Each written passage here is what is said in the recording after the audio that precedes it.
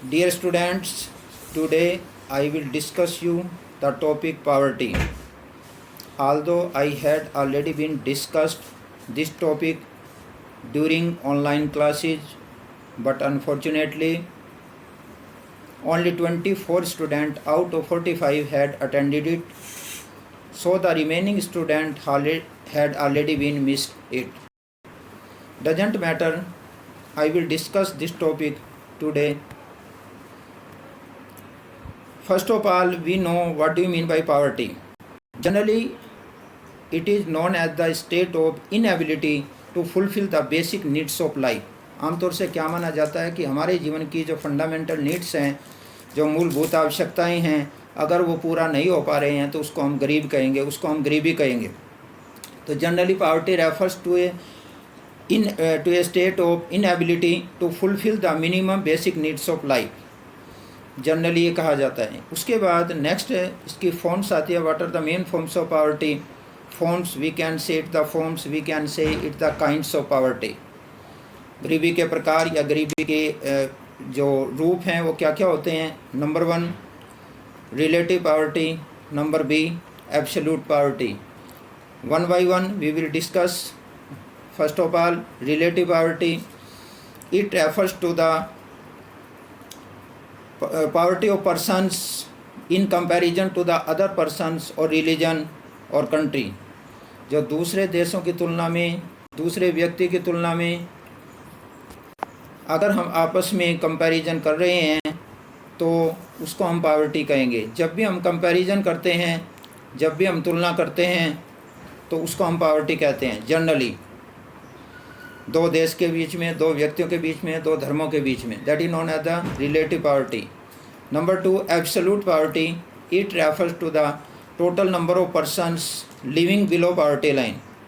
कितने व्यक्ति गरीबी रेखा से नीचे रह रहे हैं उसको हम जनरली उसको हम कहेंगे absolute poverty. How many people are living below the poverty line. Generally इसमें जो गरीबी रेखा है उसके लिए, उसको समझने के लिए दो बातें समझने ज़रूरी हैं.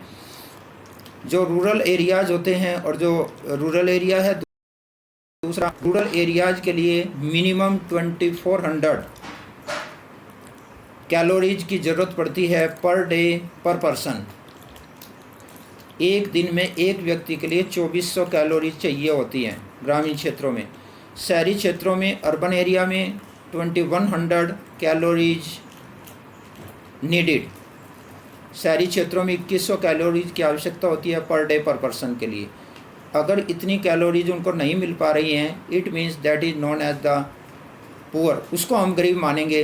तो एब्सोल्युटली पुअर में जो दूसरा इसका प्रकार है, जो एब्सोल्युटली पॉवर्टी है, उसमें हम इस तरह से कह सकते हैं कि जिनको इतनी कैलोरीज नहीं मिल पाती वो गरीबी रेखा से नीचे रहते हैं.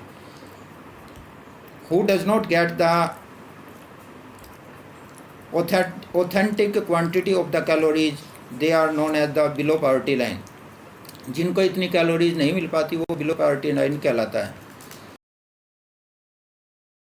The cutoff point on the line of distribution which divides the population of the country poor and non-poor. Generally ये माना जाता है. तो जो भी गरीबी रेखा से नीचे रह रहे हैं उसको हम इसमें एब्सोल्यूट पॉवर्टी में काउंट करेंगे. तो इस प्रकार से दो टाइप की पॉवर्टी हुई. उसके बाद आता है next, what are the main causes of poverty. गरीबी के मुख्य कारण क्या हैं? What are the main causes of poverty. So there are so many reason, there are so many causes of poverty. We will discuss one by one. Number 1 population explosion, Hindi में जनसंख्या विस्फोट.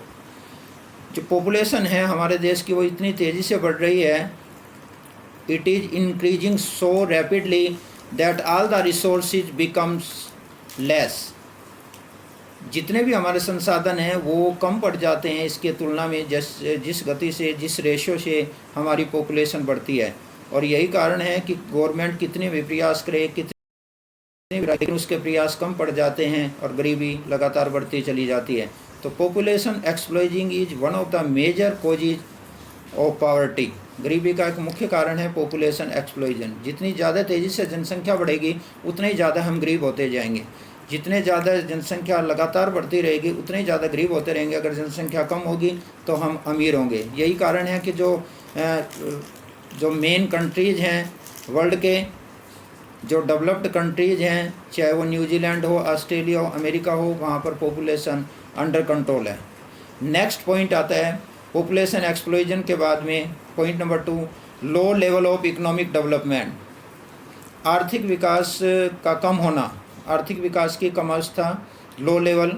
जो आर्थिक विकास है हमारा, जो इकोनॉमिक डेवलपमेंट है वो कम स्तर पर पहुंच पाता है। इतना हमारा इकोनॉमिक डेवलपमेंट नहीं हुआ है जितना दूसरे देशों का हुआ है। दूसरे देशों की तुलना में in comparison to the other country, other developed country, our economic development is rather below, काफ़ी कम है हमारा दूसरे देशों की तुलना में। इसमें भी बैकवर्डनेस इसका मेन कारण है। उसके बाद आता है next number, poor state of agriculture. जो कृषि है उसकी अवस्था काफ़ी घटिया है। अभी भी हमारे देश में जो एग्रीकल्चर की सिचुएशन है वो काफ़ी ख़राब है। जो पुराने जो तरीके हैं, जो पुराने इंस्ट्रूमेंट के द्वारा किसान अभी भी खेतों में काम करता है, जो लेटेस्ट टेक्नोलॉजी है उसका प्रयोग अभी भी हम नहीं कर पा रहे हैं। और यही कारण है कि पुअर स्टेट ऑफ एग्रीकल्चर की वजह से हमारे देश में गरीबी लगातार बढ़ती जा रही है। क्यों? क्योंकि भारत एक कृषि प्रधान देश माना जाता है। It is known as the agriculture country, और इसको पहले सोने की चिड़िया भी कहा जाता था। लेकिन एग्रीकल्चर की, जब इसको एग्रीकल्चर कंट्री घोषित भी किया जा चुका है, उसके बावजूद भी एग्रीकल्चर की कंडीशन अच्छी नहीं है। तो ये भी इसका एक महत्वपूर्ण कारण है इसकी गरीबी का। नेक्स्ट उसके बाद में यानी कि backwardness of agriculture. Next high illiteracy rate, बड़ी मात्रा में अनपढ़ता का होना, यानी कि अशिक्षा होना। शिक्षा का मतलब अनपढ़ व्यक्ति का होना। जो हमारे देश में बड़ी मात्रा में इलिटरेसी है, बहुत बड़ी मात्रा में अनपढ़ता है, उसके पीछे जो सबसे बड़ा कारण है, उसका मेन कारण, उसका जो परिणाम है, उसका जो रिजल्ट है वो है गरीबी। क्यों? क्योंकि कहीं ना कहीं जो अनपढ़ता है, कहीं ना कहीं जो इलिटरेसी है वो गरीबी को जन्म देती है। जो अनपढ़ व्यक्ति है वो अपने परिवार के बारे में, अपने समाज के बारे में, अपने देश के बारे में उतने अच्छी प्रकार से नहीं सोच सकता जितना कि एक पढ़ा लिखा व्यक्ति। जितना कि लिटरेसी रेट जितना अधिक होगा, जो डेवलप्ड कंट्री हैं उसमें लिटरेसी रेट बहुत अच्छा है, और यही कारण है कि वहाँ पर जो पॉवर्टी है वो बहुत कम है। तो लिटरेसी जितनी अच्छी होगी उतना ही वो देश अच्छा माना जाएगा। अगर इलिटरेसी ज़्यादा है, अनपढ़ता ज़्यादा है, तो इसका सीधा सा मतलब है वहाँ पर गरीबी ज़्यादा मिलेगी। Next, high level of unemployment, की बेरोजगारी। बेरोजगारी भी एक गरीबी का महत्वपूर्ण कारण है। जो लोग बेरोजगार हो जाते हैं, गरीबी अपने आप उनके यहाँ जन्म ले लेती है, क्योंकि बेरोजगार व्यक्ति ना मार्केट जाएगा, ना सामान खरीद पाएगा। जो डे टू डे की लाइफ है उसकी वो डिस्टर्ब हो जाएगी, और जब उसके पास अर्निंग का कोई तरीका नहीं रह जाता, अर्निंग का कोई संसाधन उसके पास नहीं रह जाता, तो उसके लिए गरीबी एक अभिशाप बन जाती है, और इस प्रकार से वो लगातार और ज़्यादा गरीब होता चला जाता है। बेरोजगार व्यक्ति, जब भी तुम देखोगे कि वहाँ पर गरीबी स्वतः अपने आप ही जन्म ले लेती है। तो बेरोजगारी का और गरीबी का दोनों में इंटर कोरिलेशन है, दोनों एक ही डायरेक्शन में चलते हैं। उसके बाद नेक्स्ट, हाई लेवल ऑफ इनडेटनेस। इनडेटनेस कहते हैं ऋणग्रस्तता।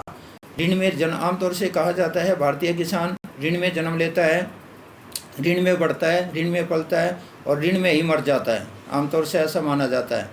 इसका मतलब